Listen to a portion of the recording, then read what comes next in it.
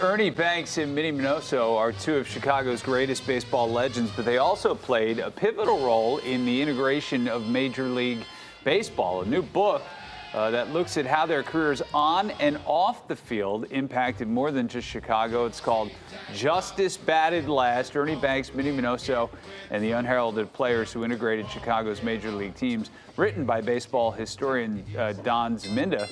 And Don joins us now. Good morning. Morning, Pat.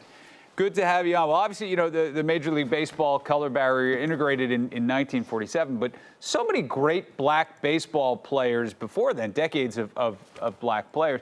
Obviously, there's one major reason why this didn't happen, and, you know, racism, one of them.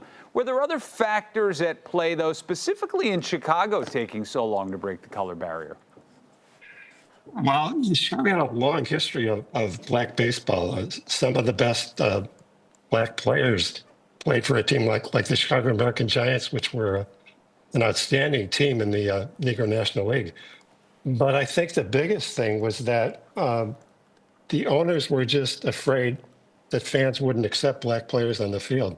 There's a good part in the book about Phil Wrigley kind of dancing around the issue of adding black players to his team, and he was close to it a couple times, but he could never quite decide to go ahead with it. So instead of being one of the first, the Cubs were sort of in the middle of the pack, and I think that was a shame.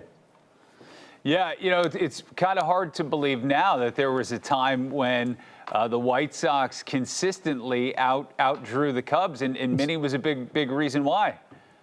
Well, you're talking about my childhood here. Yeah. I was born on the north side, but my dad was a White Sox fan, so I adopted that from him. And it was easy back then because the White Sox were good, the Cubs were bad. And really, Minnie was the big reason why the White Sox were a good team. They had been, really since the Black Sox scandal, a bad team for about 30 years.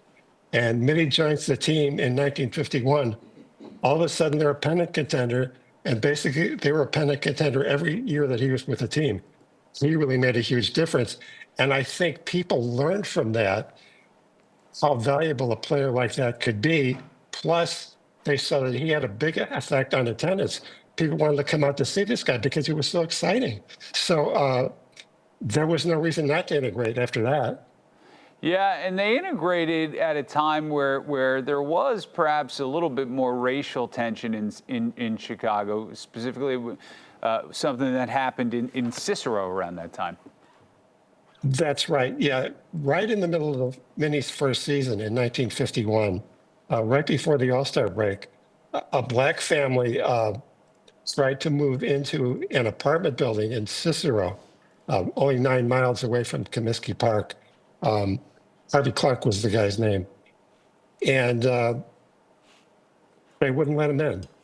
They actually blocked off the building, set fire to the building, set fire to all his furniture, and they wouldn't let this guy move in. And he tried for years to get some justice out of this. He finally got a cash settlement out of it, but he was completely blocked out of moving into that neighborhood. And that was really a scandal in the city. And this is going on at the same time that people are welcoming this black baseball player. So it was kind of like, we welcome you, but you know, on the ball field, off the field, it's a little bit different. Yeah, as I mentioned earlier, I mean, there were so many great black players that never had the chance to play in Major League Baseball. And they're being recognized more now by Major League Baseball. And we know some of the names, but are there some lesser-known players that really played important and impactful roles in the integration of baseball? Well, a guy that I write about a lot in the book is a pitcher named John Donaldson. He was a great Negro League pitcher. He's been up for the Hall of Fame a few times. Never quite got in, won several hundred games as a black baseball pitcher. He joined the White Sox as a scout in the late 1940s and helped them sign their first black players, Bob Boyd and Sam Hairston in 1950.